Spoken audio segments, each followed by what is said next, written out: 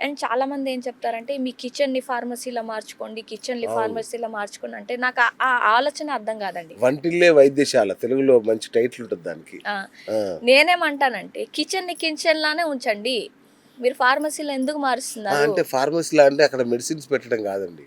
అక్కడ ఉండే లవంగాలు, ధనియాలు, మిరియాలు, మిర్చి ఇవే మీకు ఔషధాలు. అవును. అవే మెడిసిన్స్ అని చెప్పడం దాని ఉద్దేశ్యం. అంటే నా థాట్ ప్రాసెస్ ఏంటి తెలుసా? హ్మ్. నేను అదే దాన్ని నేను నమ్మేదేంటంటే కిచెన్‌ని కిచెన్‌లా ఉంచి రియల్ ఫుడ్ వండుకోండి. అప్పుడు ఆ! కిచెన్‌ని ఫార్మసీ చేసే ఉపయోగమే ఉండదు. ఓకే. కిచెన్‌లో వంట చేస్తాం.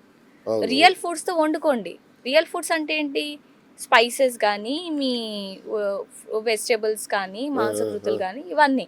అంటే రియల్ ఫుడ్‌ని మీరెప్పుడైతే కిచెన్‌ని కిచెన్‌లా యూజ్ చేసి వండుకుంటారో, మీకుడు అప్పుడు ఆ కిచెన్‌ని ఫార్మసీ గానీ, వేరే దాంట్లో పోల్చే అవసరమే ఉండదు. అచ్చచ్చా! ఇంకోటి మేడం నూడిల్స్ తినొచ్చా? చాలా మందైతే ప్రతిరోజు తినేస్తున్నారు ఇంట్లో. కుప్పలు కుప్పలు ఆ చైనీస్ రామెన్ నూడిల్స్ అంట. ఏదేదో నూడిల్స్ అని కుప్పలు కుప్పలు తినేస్తున్నారు. తినేయొచ్చా అండి అది? అస్సలు గాదండి. అవునా? Big no. అంటే ఆహ్, అంటే చైనా వాళ్ళు అది తినే అంత గొప్పోళ్ళయ్యారని కూడా చెప్తున్నారు. అసలు చైనా వాళ్ళు ఏం తిన్నారో నిజంగా చెప్పాలంటే వాళ్ళు రైస్ నూడిల్స్ చేసుకుంటారండి. ఆ! రైస్‌తో వాళ్ళు స్టిక్కీ రైస్‌తో వాళ్ళు నూడిల్స్ చేసుకుంటారు. ఓకే. ఆహ్, ఆహ్, మనం జేసుకునే నూడిల్స్ మనకు దొరికే నూడిల్స్ వేరు. అవునా? రైస్ నూడిల్స్ కావవి. మైదాతో ఫుల్ డీప్ ఫ్రైడ్ ఉంటాయి. ఇంకా అక్కర్లేని చెత్తంతా దాంట్లో ఇంకా ఎంఎస్‌జీ వేస్తారు. అంటే ఓకే. చైనా సాల్ట్ అంటారు గదా! ఆ! ఆ! ఆ! అది టేస్ట్ ఎన్హాన్సర్ మీ న్యూరో బైండర్ గూడా. అంటే ఒక్కసారి మీరు తిన్నారంటే మీకు మాటిమాటికి మళ్ళీ అదే కావాలి, కావాలనిపిస్తాయి. అదే కావాలి క్రేవింగ్స్. అంటే ఆ! యూ విల్ హ్మ్. క్రేవ్ ఫర్ మా అగైన్ అండ్ ఇంట్లో అగైన్. అయితే రోజు చేస్తారండి నూడిల్స్. అస్సలు మంచిది కాదండి అది. బాబా! ఒకటి పోషకాలు లేవు. ఉపయోగపడేది బాడీకి ఏది ఎళ్ళదు. ఓకే. అది తినడం వల్ల మీరు మళ్ళీ ఆహ్, ఇ అన్నం తినరు. ఆ అవును. అన్నం తిన్నా కొంచెం పోషకాలు ఎళ్ళేవేమో. అవును. అది అవును. అయిపోయింది. అది తిన్నాక ఏమన్నా ఆకలిగా కొంతసేపు వరకు 4 గంటలు, 6 గంటలు ఆకలేయకుండా ఉంటదా? అలా కాదు. ఒక గంట అవ్వంగానే మళ్ళీ కడుపు మళ్ళీ ఖాళీ అవును. అయిపోద్ది. అవును. సో, ఈ ఫ్రీక్వెంట్ ఈటింగ్ ఇందాకలో డయాబెటిస్ గురించి మాట్లాడేటప్పుడు very important point is frequent eating అండి. అవును. గ్యాప్ ఇవ్వాలి. బాడీ అన్నాక. ఒక్కసారి మీరు అన్నం తిన్నారు అనంటే మీకు 4 గంటలు, 5 గంటల దాకా మళ్ళీ అది తినే అవసరం పడకూడదు. యువర్ హ్మ్. మీల్ హ్మ్. Should be like that. Okay. And ఇంకోటి మేడం ఈ 'అక్షయ్ కుమార్' హీరో హ్మ్. అండ్ 'రజనీకాంత్' వీళ్ళందరూ ఒక మాట చెప్తున్నారు. హ్మ్. ఈవినింగ్ 6 తర్వాత ఏమి తినకండి అని. హ్మ్. అది కరెక్ట్ పద్ధతేనా మేడం అది? మీరు పాటించగలిగితే కరెక్టే. 6 ఓహో! గంటలకి తినేసి మళ్ళీ 10 గంటలకి ఆకలేసిందనేసి తినేసి పడుకుంటే అది ఉపయోగం ఉండదు. లేదు ఇక తినమింక. ఆళ్ళు చెప్పారు కాబట్టి మానేస్తాం. అలా ట్రైన్ చేయగలిగితే ఇంకా మంచిదే. మంచిదేనా? అంటే 6 గంటలకి తినమంటున్నారంటే దాని దాని అర్థం ఏంటంటే మీరు 6 గంటలు తింటే ఆ 3 గంటల తర్వాత గాని 4 గంటలకు పడుకొని పోండి అనేసి. అవును. అవును. అంటే 10 9:30, 10 గంటలకి కల్లా పడుకోవాలి. 9:30 అవును. కల్లా పడుకొని పోతే అప్పుడు 6 గంటలు మీకు సెట్ అవుతుంది. అవును. 6 గంటలకి తినేసి నేను చాలా మందిని చూసానండి. 6 గంటలకి తినేస్తారు. పడుకునేది 12 గంటలకి. మధ్యలో ఆకలేస్తుంది. అప్పుడెళ్లి తింటారు ఏదో ఒకటి. అవును. మరి అది అనవసరంగా మళ్ళీ మీరు గ్లూకోజ్ స్పైక్‌ని ఇచ్చినట్లే కదా! ఓకే. ఓకే. సో, పాటించగలిగితే బెస్ట్ మెథడ్. పాటించగలిగితే చాలా మంచిదండి. మీ గట్ చాలా బావుంటుంది. లేట్ నైట్ డిన్నర్స్ లేకపోతే మీ మీ గట్‌కి, డైజెషన్‌కి కొంచెం బ్రేక్ ఇచ్చినట్లుంటుంది. Long fasting hours are important. మంచిది కూడా బాడీకి హెల్ప్ చేస్తుంది. క్లీనింగ్ ప్రాసెస్ చేసుకుంటది బాడీ లోపల. ఆ! సో, మీ తిండికి, మీ పడుకునే టైంకి పొట్ట ఖాళీగా ఉన్నప్పుడు ఎప్పుడైతే మీరు పడుకుంటారో, మీ నిద్ర అన్నది మెలటోనిన్ బాగా సెట్ ఇన్ అవుతుంది. మంచిదే. హ్మ్. కానీ మీరు అలవాటు చేసుకోగలగాలి. ఓకే. సో, 6 గంటలు తిని మళ్ళీ నాకు 10 గంటలకు ఆకలేసి నేను 12 గంటలు, 1 గంటకు పడుకుంటానంటే వాళ్ళకి అంటే, సెట్ కాదు. అంటే నేను కొద్ది రోజులు ఇది చేశానండి. హ్మ్. 6కి తిన్నాను. హ్మ్. తిన్నాక ఏమైంది, మీరన్నట్టుగానే 11కి పడుకోవడం అలవాటు నాకు. హ్మ్. సో, 6కి తిన్నాక 9 అందరికి 9 అవ్వగానే ఇంట్లో అందరూ గుమగుమలాడే వంటకాలతో తింటా ఉంటారు. డిన్నర్ తింటా ఉంటారు హ్మ్. వాళ్ళు. నేనలా ఆపుకుంటూ అలా వేరే రూమ్‌లోకెళ్ళి పడుకొని, హ్మ్. అలా కంట్రోల్ చేసుకొని ట్రై చేసేవాడిని. హ్మ్. వాళ్ళు అబ్బా! ఇవాళ కర్రీ బావుంది హ్మ్. అని చెప్పేసరికి ఇంకా ఇంకా కంట్రోల్ తప్పేసి, సరే కొంచెం తిందాంలే ఎక్కువొద్దు మనం. హ్మ్. క్రేవింగ్స్ తగ్గిపోతాయి కదా! అని కొంచెం తింటాను. ఒక చిన్న బౌల్‌లో యేసుకొని. హ్మ్. హమ్మయ్య! నేను డైట్ పాటించాను అనుకుంటాను. హ్మ్. మళ్ళొక 1 అవర్ తర్వాత మళ్ళీ ఎంప్టీగా అనిపిస్తుంటది. హ్మ్. అప్పట్లో కొన్ని జీడిపప్పు తింటాను. హ్మ్.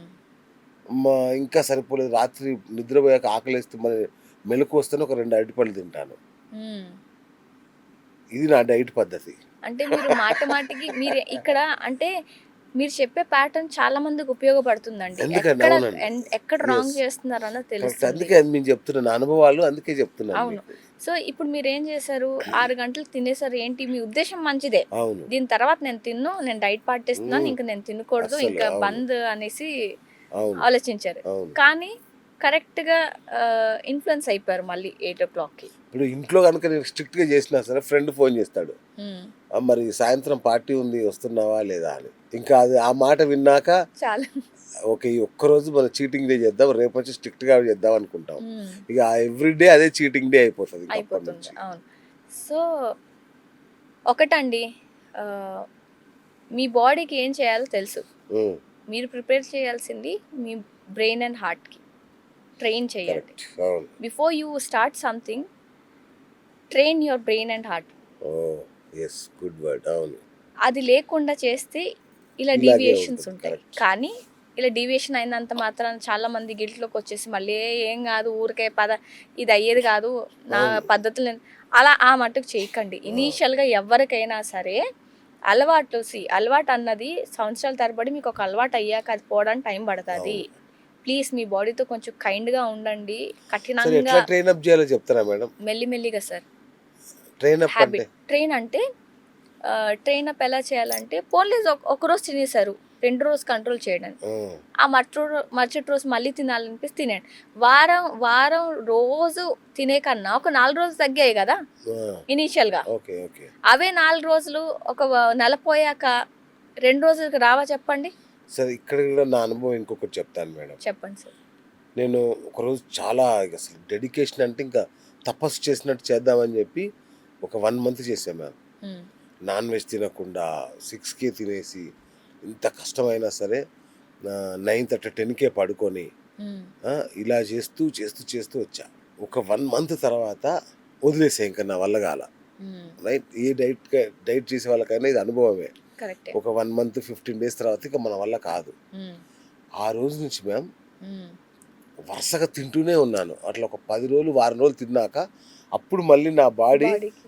ఓకే బిఎస్ నువ్వు నార్మల్ అయ్యావు అనే ఫీలింగ్ ఇచ్చింది నాకు. ఇది హ్మ్. కరెక్టే కదా మేడం ఇది. అంటే ఇన్ని రోజులు నేను మానేసిందంతా మళ్ళా వారంలో మళ్ళా పోగేసి ఇచ్చాను బాడీకి. అంతే. అంటే అది బాడీ అడిగిందా? అంటే అట్లాంటివి ఉంటాయా బాడీలో? బాడీకి మీరేం చేశారంటే ఒక అలవాటు చేశారండి. అవును. మీ ఇష్టం వచ్చినట్లు తిన్నట్లు మీరు అలవాటు చేశారు. అవును. ఇప్పుడు సడెన్‌గా ఎవరో చెప్పారు, మీకేదో జ్ఞానోదయం అవును. అయిందనేసి ఇలా కాదు, ఇలా అంటే చిన్న పిల్లాళ్ళ చేతిలో నుంచి టాయ్ లాక్కున్నట్లు చేస్తది బాడీ. ఓకే. అందుకే మీరు స్ట్రిక్ట్‌గా ఒక నెల దానికి ఏమి ఇవ్వకుండా నేను ఇలాగే ఉంటాను అనేసరికి ఆ నెక్స్ట్ మంత్ ఎళ్లి అన్‌కంట్రోలబుల్‌గా మీరు ఏది తినాలనుకున్నారో తినేశారు. అవును. సో, మీరు ఇదే పద్ధతి ఎక్స్‌ట్రీమ్ డైట్స్‌లో కూడా అవుతుంది. మీరు బిగుసుకొని చాలా పద్ధతిగా చేయాలనుకోని ఒక 6 నెలలు, 3 నెలలు చేయగలరు. దాని హ్మ్. తర్వాత చెయ్యలేరు. అవును. సో, ఇలా మీరు సడెన్‌గా షిఫ్ట్ కాకండి. ఓకే. నేను చెప్పేదేంటంటే సడెన్‌గా ఎప్పుడు షిఫ్ట్ కాకండి. మెల్లిమెల్లిగా అంటే హ్యాబిట్ ఫార్మేషన్ మీద పని చేయండి.